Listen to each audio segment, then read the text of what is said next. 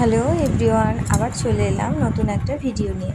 তো আজকে আমি বানাবো আবার ছোলার ডালের লাড্ডু। হ্যাঁ, তো এটা অনেকেই জানে, আমি নিজেই জানতাম না। তো এর আগের বার ট্রাই করে আমার ভালো লেগেছে বলে আবার আমি ট্রাই করছি। তো সর্বপ্রথমে আমি রেখেছিলাম ছোলার ডালটাকে ভিজিয়ে সারা রাত ধরে। তো তারপরে তার মধ্যে একটু খানিকটা লবণ দিয়ে সেটাকে মিক্সড করে আমি বড়ার শেপে রিফাইন তেল দিয়ে ভেজে ফেলছিলাম কড়াই।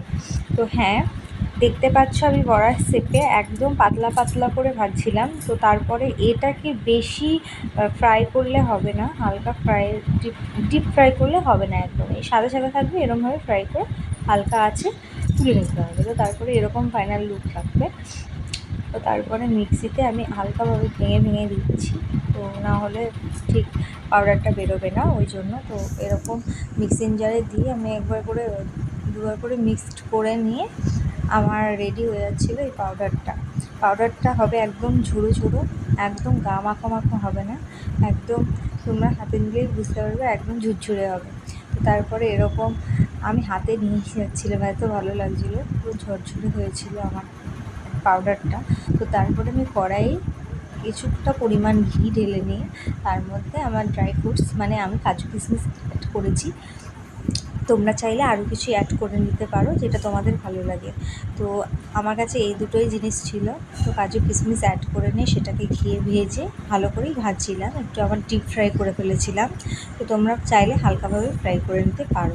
তো তারপর আমি যেই পাউডারটা তৈরি করেছিলাম ছোলার ডাল বেটে, মানে যে বড়াটা করে, সেই জিনিসটা আমাকে গুঁড়ো করে দিয়ে হালকাভাবে ফ্রাই করে সেটাকে তুলে রাখতে হবে।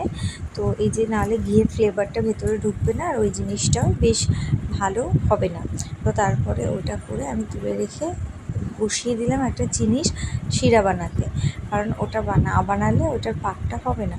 তো তারপরে এর মধ্যে আমি দিয়েছিলাম 1 গ্লাস জল, আর ওই মানে যেই বাটিটা দেখালাম ওইটার 1 বাটি চিনি।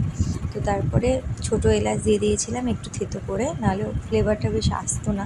সব চিনির মানে রসে এটা ফ্লেভারটার জন্য দিতেই হয়।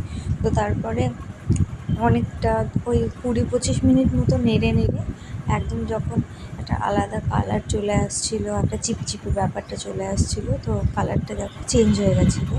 তো কালারটা একদম লালচে লালচে ভাব চলে এসেছিলো। তো সেই সময় আমি আর একটু নেড়ে দেখে নিচ্ছিলাম যে চিপচিপে ভাবটা এসেছিলো কিনা। একদম পারফেক্টলি চিপচিপে ভাবটা এসেছিলো। তো তোমাদের দেখাতে পেরেছি কি না আমি বলতে পারছি না। তো তারপরে আমি এখানে অ্যাড করে দিয়েছিলাম ফুড কালার, নাহলে লাড্ডুটার কালারটা আমি আলাদা করতে পারতাম না, হলুদ কালারই হয়ে থাকতো। তো তারপরে ভালো কালার করার জন্য ফুড কালারটা অ্যাড করে তার উপরে আমি দিয়ে দিচ্ছিলাম যে মিশ্রণটা, যে পাউডারটা ছিল আমার ছোলার ডালে, সেটা। তো তারপরে দেখো এই ফাইনাল লুকটা এরকম এসেছিলো। তারপরে আমি পাক দিয়ে এই পরিণতি করেছি। তো তারপরে একটু ঘি দিয়ে দিলাম।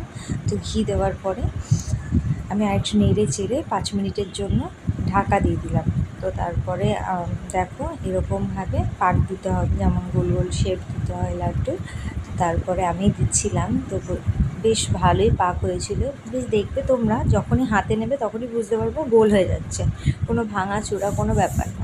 আমি সেই জন্য আমার বেশিক্ষণ টাইমও লাগেনি।